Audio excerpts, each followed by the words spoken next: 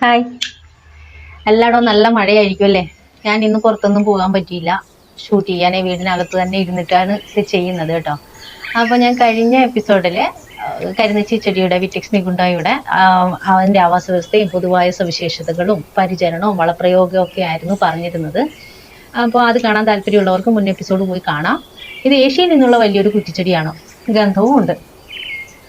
ആയുർവേദം, യുനാനി, ചൈനീസ്, മലായി തുടങ്ങിയ രാജ്യങ്ങളിലെ പരമ്പരാഗത വൈദ്യശാസ്ത്രം, ചൈനീസ് മെഡിസിൻ, യൂറോപ്പ്, പുരാതന ഗ്രീക്ക് എന്നിവ ഉൾപ്പെടെ വിവിധ രാജ്യങ്ങളിൽ ഇത് മുൻകാലങ്ങളിൽ ഒരു ഹെർബൽ മെഡിസിനായിട്ട് യൂസ് ചെയ്തിരുന്നു കേട്ടോ.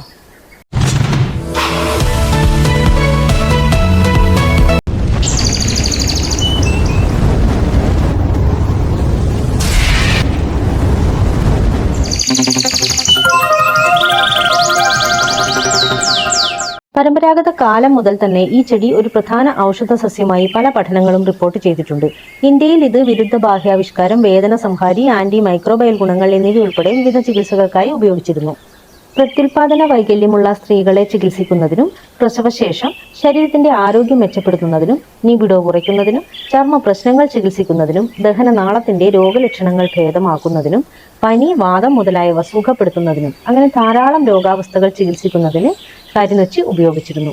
ഈ ചെടിയുടെ വിവിധ ഭാഗങ്ങൾ ചികിത്സാ ആവശ്യത്തിന് ഉപയോഗിച്ചിരുന്നെങ്കിലും പ്രധാനമായി ഇലകൾ, പഴം, പുറംതൊലി എന്നിവയിലാണ് ഔഷധ ഗുണങ്ങൾ കൂടുതൽ അടങ്ങിയിരിക്കുന്നതെന്ന് പല റിപ്പോർട്ടുകളും സൂചിപ്പിക്കുന്നു. അതുകൊണ്ട് ഇത് പേസ്റ്റാക്കി ചർമ്മത്തിൽ പുരട്ടുകയോ കഷായമായി കഴിക്കുകയോ പുക വലിക്കുകയോ ഒക്കെ ചെയ്യുന്നു.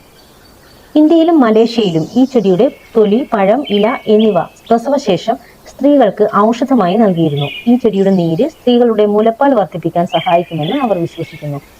പ്രസവാനന്തരം കുളിക്കുന്നതിന് ഇതിന്റെ ഇല വെള്ളത്തിൽ തിളപ്പിച്ച് ഉപയോഗിച്ചിരുന്നു. അത് അമ്മയുടെ ആരോഗ്യം വർദ്ധിപ്പിക്കുമെന്ന് വിശ്വസിച്ചിരുന്നു. വയറിളക്കം, ഛർദി, വായുക്ഷോഭം, ദഹനക്കേട്, കോളറ തുടങ്ങിയ ദഹന സംബന്ധമായ അസുഖങ്ങൾ ചികിത്സിക്കാൻ ഇതിന്റെ വേര്, പുറന്തൊലി, പൂവ് എന്നിവ ഇന്ത്യയിലും പാകിസ്ഥാനിലും കഷായമായി ഉപയോഗിച്ചിരുന്നു. ബംഗ്ലാദേശ്, ഇന്ത്യ, മലേഷ്യ എന്നിവിടങ്ങളിൽ തലവേദന ഒഴിവാക്കാൻ ഇതിന്റെ ഇലകൾ ഔഷധമാക്കിയിരുന്നു. ബംഗ്ലാദേശികൾ ഇലകൾ ചതച്ചെടുക്കുന്നു. ഇന്ത്യക്കാർ അതിന്റെ ഇലകൾ പുകവലിക്കുന്നു. മലേഷ്യക്കാർ ഇത് തലയണയിൽ നിരത്തി കിടക്കുന്നു. തലവേദന കൂടാതെ ചുമയും തൊണ്ടവേദനയും സുഖപ്പെടുത്താൻ ഇന്ത്യ, ചൈന, നേപ്പാൾ എന്നിവിടങ്ങളിൽ ഇതിന്റെ ഇലകൾ ഇന്നും പ്രചാരത്തിലുണ്ട്.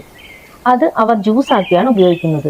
ശ്രീലങ്കയിൽ സിംഹളർ ഈ ചെടിയുടെ വേര് പൊടിച്ച് കഷായമാക്കി ഉപയോഗിക്കുകയും ഇലകളിൽ നിന്ന് നീര് വേർതിരിച്ചെടുത്ത് വാതരോഗത്തെ ചികിത്സിക്കാനും ഉപയോഗിക്കുന്നു. ആസാമികൾക്കിടയിൽ ചർമ്മ സംബന്ധമായ അസുഖങ്ങൾ ഭേദമാക്കാൻ ഇലകളിൽ നിന്ന് പേസ്റ്റും ജ്യൂസും നിർമ്മിച്ച് ചർമ്മത്തിൽ പുരട്ടുന്നു. അത് ചിലർ എണ്ണയിൽ മിക്സ് ചെയ്തും ഉപയോഗിച്ച് കണ്ടുവരുന്നു. ലോകമെമ്പാടും വ്യത്യസ്ത പേരുകളിൽ അറിയപ്പെടുന്ന ഈ മരത്തെ സവിശേഷമായ ഔഷധ ഗുണങ്ങൾ കാരണം ശുദ്ധമായ വൃക്ഷം എന്നാണ് അറിയപ്പെടുന്നത്. പല രാജ്യങ്ങളിലും പ്രത്യുൽപാദന വ്യവസ്ഥയിലെ ആരോഗ്യ ഗുണങ്ങൾ കാരണം ഈ ചെടി ജനപ്രിയമാണ്. പല സ്ഥലങ്ങളിലും ലൈംഗിക അഭിലാഷം നിയന്ത്രിക്കാനും പ്രത്യുൽപാദന വ്യവസ്ഥയുമായി ബന്ധപ്പെട്ട സ്ത്രീ വൈകല്യങ്ങൾ കുറയ്ക്കാനും ഇത് ഉപയോഗിക്കുന്നു. പുരാതന കാലത്ത് റോമയിലെ സ്ത്രീകൾ തങ്ങളുടെ ഭർത്താക്കന്മാരുടെ ലിബിഡോ കുറയ്ക്കാൻ ഇതിന്റെ ഇലകൾ ഉപയോഗിച്ചിരുന്നതായി റിപ്പോർട്ടുണ്ട്. തെസ്മോഫോറിയ ഉത്സവവേളയിൽ ഏഥൻസിലെ സ്ത്രീകൾ തങ്ങളുടെ പവിത്രതയെ ദുർഗന്ധം വമിക്കുന്ന ഇതിന്റെ ഇലകൾ കൊണ്ട് പൊതിഞ്ഞ് നിലനിർത്തിയിടുന്നതായും റിപ്പോർട്ട് ഉണ്ട്. ആർത്തവ ക്രമക്കേടുകൾ, വന്ധ്യത, പ്രിമെൻസസ് സിൻഡ്രം തുടങ്ങിയ ഗൈനക്കോളജിക്കൽ ഡിസോർഡേഴ്സ് ചികിത്സിക്കാൻ ഇത് അവർ ഉപയോഗിച്ചിരുന്നു. അതുകൂടാതെ നോർത്ത് അമേരിക്കയിലെ പരമ്പരാഗത ഹെർബലിസ്റ്റുകളും പ്രാക്ടീഷണർമാരും മുഖക്കുരു, ദഹന സംബന്ധമായ രോഗങ്ങൾ എന്നിവയ്ക്കും ഇത് ഔഷധമാക്കിയിരുന്നു. ഇത് ഒരു സെഡേറ്റീവായി പ്രവർത്തിക്കുന്നതുകൊണ്ട് യൂറോപ്യൻ ഹെർബലിസ്റ്റുകൾ ഗർഭാശയത്തെ ഉത്തേജിപ്പിക്കുന്നതിനും പ്രദേശവാസികളായ സ്ത്രീകൾക്കിടയിൽ ആർത്തവത്തെ പ്രോത്സാഹിപ്പിക്കാനും ഇത് ഒരു പ്രധാന ഘടകമാക്കിയിരുന്നു. ഇറാനിയൻ, അർമേനിയൻ പരമ്പരാഗത വൈദ്യശാസ്ത്രം പ്രസവശേഷം സ്ത്രീകൾക്ക് പാൽ ഉൽപാദനം വർദ്ധിപ്പിക്കുന്നതിന് ഇതിന്റെ ഇലകളും പഴങ്ങളും നൽകിയിരുന്നു. അതുകൂടാതെ വളരെ കാലങ്ങൾക്ക് മുൻപ് ഹിപ്പോക്രാറ്റിക്സ് വീക്കത്തിനും പരിക്കുകൾക്കും അവർ ഇത് ശുപാർശ ചെയ്തിരുന്നു. പിന്നീട് 4 നൂറ്റാണ്ടുകൾക്ക് ശേഷം ഗ്രീക്ക് സസ്യശാസ്ത്രജ്ഞനായ പെഡാനിയസ് ഡയോസ്കോറൈഡും മുലയൂട്ടൽ വർദ്ധിപ്പിക്കുന്നതിനും ഗർഭാശയ വീക്കം കുറയ്ക്കാനും ഈ ചെടി നിർദ്ദേശിക്കുകയുണ്ടായി. ഈ ചെടിയുടെ ചൂടുള്ള സ്വഭാവം കാരണം ഗ്രീക്കുകാർ, റോമാക്കാർ, ഈജിപ്തുകാർ എന്നിവർ ഈ ചെടിയുടെ വിത്തുകൾ വയറ്റിലെ ഗ്യാസ് പുറന്തള്ളുന്നതിനോ മലവിസർജനത്തിനോ മൂത്രം നല്ല രീതിയിൽ പുറന്തള്ളുന്നതിനോ പ്ലീഹ രോഗങ്ങൾ ചികിത്സിക്കുന്നതിനോ ഒക്കെ ഇത് ഉപയോഗിച്ചിരുന്നു. പാമ്പിന്റെയും ചിലന്തിയുടെയും വിഷത്തിന് ഈ ചെടിയിൽ നിന്ന് മറുമരുന്നും അവർ തയ്യാറാക്കിയിരുന്നു. ലോറലൈ, ബോറി, ബർഖാൻ തുടങ്ങി ഇന്ത്യയിലെയും പാകിസ്ഥാനിലെയും നിരവധി പ്രദേശങ്ങളിൽ ഇതിന്റെ ഇലകൾ തിളപ്പിച്ച് വെള്ളത്തിൽ കുളിച്ച് തണുപ്പ് മൂലമുണ്ടാകുന്ന വേദനകൾ ശമിപ്പിക്കാൻ ഉപയോഗിച്ചിരുന്നു. മാനസിക രോഗങ്ങളുടെ ലക്ഷണങ്ങളെ ചികിത്സിക്കാനുള്ള പ്രതിവിധിയായും ഹിസ്റ്റീരിയയെ ശമിപ്പിക്കുന്ന ഏജന്റായും അറേബ്യൻ ബസാറുകളിൽ ഇതിന്റെ കായ്കൾ വിറ്റിരുന്നതായി റിപ്പോർട്ടുണ്ട്. എന്നാൽ ചൈനീസ്, ഇന്ത്യൻ ആയുർവേദ പരമ്പരാഗത വൈദ്യശാസ്ത്രങ്ങളിൽ മാനസിക രോഗത്തിനായി ഇത് ഉപയോഗിക്കുന്നതായി കണ്ടെത്താൻ കഴിഞ്ഞിട്ടില്ല. ഏഷ്യൻ രാജ്യങ്ങളിൽ സന്ധിവേദനയും സയാറ്റിക് വേദനയും ലഘൂകരിക്കാൻ നാട്ടുവൈദ്യന്മാർ ഇത് നൽകാറുണ്ട്. അവിടങ്ങളിൽ കുഷ്ഠരോഗം, ത്വക്ക് ചുണങ്ങ് എന്നിവയുടെ ചികിത്സയ്ക്കായി ഇതിന്റെ ഇലകൾ തേൻ ചേർത്ത് കഴിക്കുകയോ പുരട്ടുകയോ ചെയ്യാറുണ്ട്. ചതച്ച ഇലയും നെയ്യും ചേർത്ത മിശ്രിതമാണ് അവർ ഫംഗസ് ബാധിച്ച സ്ഥലത്ത് പുരട്ടാറുള്ളത്. അത് അവർ കഠിനമായ ദാഹവും ഛർദിലും ഇടവിട്ടുള്ള പനിക്കുമൊക്കെ അവർ നൽകാറുണ്ട്. പപ്പുവ ന്യൂ ഗിനിയയിൽ ഛർദിൽ ചികിത്സിക്കാൻ ഇതിന്റെ ഇലകൾ ഉപയോഗിക്കുന്നു. ഉളുക്കു സംഭവിച്ച സന്ധികളിലും വാദസംബന്ധമായ വേദനയും ഒഴിവാക്കാൻ സമോവക്കാർ ഇത് പ്രാദേശികമായി ഉപയോഗിച്ചിരുന്നു. ന്യൂ കാലിഡോണിയ, റോട്ടുമ, സോളമൻ ദ്വീപുകൾ എന്നിവിടങ്ങളിൽ ഇതിന്റെ ഇലകളിൽ നിന്ന് ചൂടുപിടിച്ചോ ഇൻഫ്യൂഷനായി ഉപയോഗിച്ചോ തലവേദന കുറയ്ക്കാൻ ഒരു ഔഷധമാക്കി ഇരുന്നതായും റിപ്പോർട്ടുണ്ട്. ടോങ്കയിൽ വായിലെ അണുബാധയും വീക്കവും ഭേദമാക്കാൻ ഇത് ഉപയോഗിച്ചു വരുന്നു. ബംഗ്ലാദേശിൽ വ്യത്യസ്ത വംശീയ സമൂഹങ്ങൾ പല വൈദ്യ ആവശ്യങ്ങൾക്കായും ഇത് ഉപയോഗിച്ച് കണ്ടുവരുന്നു. ഖഗ്രാചാരിയുടെ കുന്നിൻ പ്രദേശത്തിന് ചുറ്റുമുള്ള നാട്ടുകാർ പ്രമേഹത്തിനുള്ള ഔഷധമായി ഈ ചെടിയുടെ ഇലയും പുറന്തൊലിയും ഉപയോഗിച്ചിരുന്നു. അതേസമയം ചക്മ ജനത ഈ ചെടിയുടെ പുറന്തൊലിയിൽ നിന്ന് പേസ്റ്റ് ഉണ്ടാക്കി മുഖത്തിന്റെയും കണ്ണുകളുടെയും മരവിപ്പ്, മഞ്ഞപ്പിത്തം എന്നിവയുടെ ചികിത്സയ്ക്കായി പ്രാദേശികമായി ഉപയോഗിക്കുന്നു. അവർ ആ പേസ്റ്റ് തന്നെ മൂത്രനാളി രോഗത്തിനും വെള്ളം ചേർത്ത് കഴിക്കാറുണ്ട്. പനിയും മലേറിയയും സുഖപ്പെടുത്തുന്നതിനും ഒരു നാടോടി പ്രതിവിധിയായും ബംഗ്ലാദേശിൽ ഇത് ഉപയോഗിക്കുന്നു. അതോടൊപ്പം നെഞ്ചുവേദന, സന്ധിവേദന എന്നിവ ശമിപ്പിക്കാനും ഇതിന്റെ പുറന്തൊലി തിളപ്പിച്ച് കഷായമാക്കി കുടിക്കുന്നു. അങ്ങനെ ലോകമെമ്പാടും പരമ്പരാഗത കാലം മുതൽ തന്നെ ഇത് ഔഷധമായി ഉപയോഗിച്ചിരുന്നത് കണ്ടെത്താൻ നമുക്ക് കഴിയുന്നുണ്ട്. ഇത്രയും ആധികാരികമായി ഒരു പഠനം നിങ്ങളുടെ മുന്നിൽ അവതരിപ്പിക്കുന്നത് ഓരോ ചെടിയുടെയും ഔഷധ മൂല്യങ്ങൾ നിങ്ങളുടെ ശ്രദ്ധയിൽ കൊണ്ടുവരാനാണ്. പക്ഷെ ഇത്രയും കാര്യങ്ങൾ ചുരുങ്ങിയ സമയത്തിനുള്ളിൽ പറയുന്നുണ്ടെങ്കിലും ഒരു മരുന്നിന്റെ ആവശ്യത്തിന് വേണ്ടിയാണ് നിങ്ങളൊരു ചെടി ഉപയോഗിക്കുന്നതെങ്കിൽ അത് തീർച്ചയായിട്ടും ഒരു വിദഗ്ധ ഹെർബലിസ്റ്റിന്റെ നിർദ്ദേശത്തിലായിരിക്കണം. ഹെർബൽ പ്രൊഡക്റ്റിന്റെ ഒന്നും ആധികാരികതകളിലേക്ക് ഞങ്ങൾ ഇപ്പോൾ കടക്കുന്നില്ല. ഞങ്ങളിപ്പോൾ വിശകലനം ചെയ്യുന്നത് ഓരോ ഹെർബൽ ഉൽപ്പന്നത്തിന്റെയും ഓരോ പ്രാദേശിക സംസ്കാരത്തിൽ നിലനിൽക്കുന്ന അതിന്റെ പരമ്പരാഗത ഉപയോഗം മുതലാണ്. അതിന്റെ ആധികാരികത എന്ന് പറയുന്നത് ശാസ്ത്രീയ ഗവേഷണത്തിലൂടെ മാത്രമേ നമുക്ക് വിലയിരുത്താൻ കഴിയുകയുള്ളൂ. എന്ന് വെച്ച് ചരിത്രപരമായ ഉപയോഗം പറയാതെ നമുക്ക് മനുഷ്യവംശ ചരിത്രത്തിന് മുന്നിൽ പിന്തിരിഞ്ഞ് എന്ന് കണ്ണടയ്ക്കാൻ കഴിയില്ലല്ലോ. അതുകൊണ്ടാണ് ഇത്രയും വിശദമായി നിങ്ങളുടെ മുന്നിൽ അവതരിപ്പിക്കുന്നത്. യുനാനി മെഡിസിനിൽ ഈ ചെടിയുടെ മറ്റൊരു പേരാണ് സംഭാനു. ലിബിഡോ കുറയ്ക്കാനുള്ള ഔഷധമായാണ് യുനാനിയിൽ ഇത് പ്രധാനമായി ഉപയോഗിക്കുന്നത്.